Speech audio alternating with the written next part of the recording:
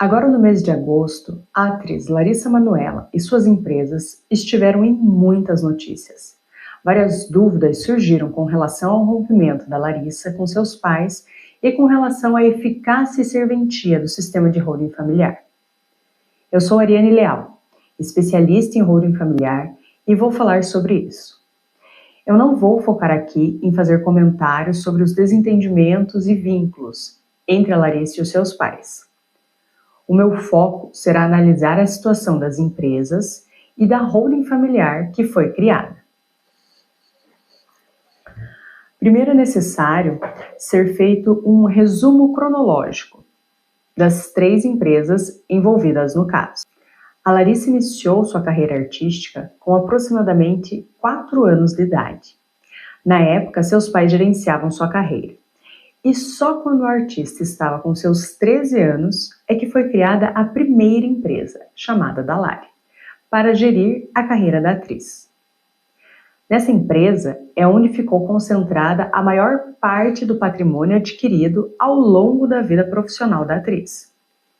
E ali, a porcentagem que a Larissa tinha era de 2% de cotas e seus pais tinham 98% das cotas. A segunda empresa foi aberta em 2020, quando a atriz já estava com 19 anos. Essa empresa pertencia apenas a Larissa, mas uma cláusula dizia que os pais tinham plenos poderes para tomar qualquer decisão sem prévia autorização da filha. E a terceira empresa que foi aberta em 2022 era uma holding dividida em 3 partes iguais. Supostamente, foi criada para reunir todo o patrimônio que estava na primeira empresa. Isso não chegou a acontecer. Bom, esse é o cenário das empresas. Quando analisamos um caso com informações vinculadas em notícias e com apenas um lado da versão dos fatos, sempre algum detalhe pode ter sido deixado de lado. E detalhes podem fazer toda a diferença.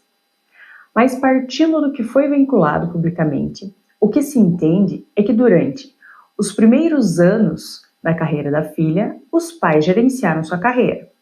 E quando a carreira ganhou mais proporção, eles decidiram criar uma empresa e gerenciar a carreira dela através dessa empresa. Possivelmente havia uma confusão patrimonial nessa empresa, já que o patrimônio construído estava ali e a parte operacional, o trabalho da atriz, também era gerenciado ali. Então, para separar o patrimônio da atividade da carreira em si, foi criada a segunda empresa, onde a Larissa tinha 100% das cotas, mas o gerenciamento da carreira da atriz continuou com os pais.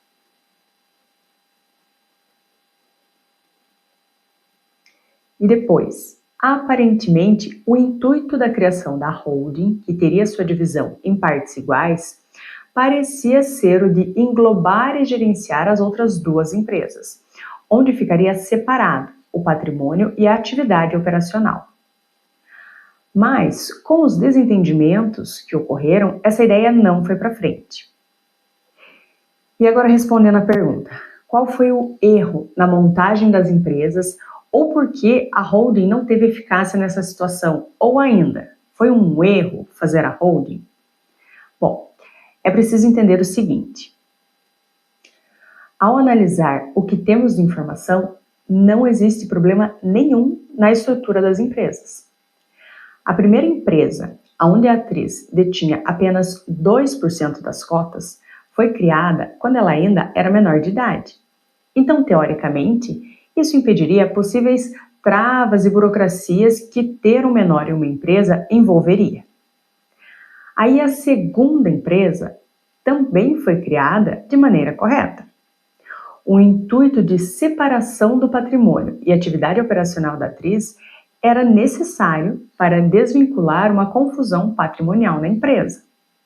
A terceira empresa, que seria a holding em si, teria sido criada para administrar as outras 2 empresas e teria a divisão de cotas feitas de forma igualitária. o que também é perfeitamente possível de acontecer. Então, o grande problema parece ter sido o fato dos pais não irem delegando o gerenciamento da própria carreira da filha com o passar dos anos, para que ela, em algum momento, se tivesse intenção e vontade, assumisse por completo o gerenciamento de sua carreira. Normalmente, o sistema de holding familiar é construído pelos pais, que são os detentores do patrimônio e foram quem efetivamente construíram esse patrimônio. E estão buscando formalizar o planejamento sucessório, visando organizar e passar o patrimônio para os filhos de forma tranquila e eficiente. No caso da Larissa Manoela, a situação era diferente. As empresas não foram criadas para um planejamento sucessório. Elas foram criadas ao longo dos anos, ao longo da carreira da atriz, para fazer o gerenciamento dos contratos e também do patrimônio que a atriz construiu ao longo desses anos. E é compreensível que aos 4 anos uma criança tenha sua carreira gerenciada pelos pais, mas aos 20 também é bem compreensível que a atriz queira tomar as rédeas da própria carreira. Então, resumindo, o sistema de holding continua sendo eficiente e pode ser utilizado de diversas formas, mas todo o planejamento envolvido, em cada caso, precisa ser permeado com muito diálogo entre os envolvidos, principalmente quando o patrimônio é construído, como no caso analisado, pelos filhos. Se você quer saber como o sistema de holding familiar pode auxiliar a sua família, entre em contato comigo.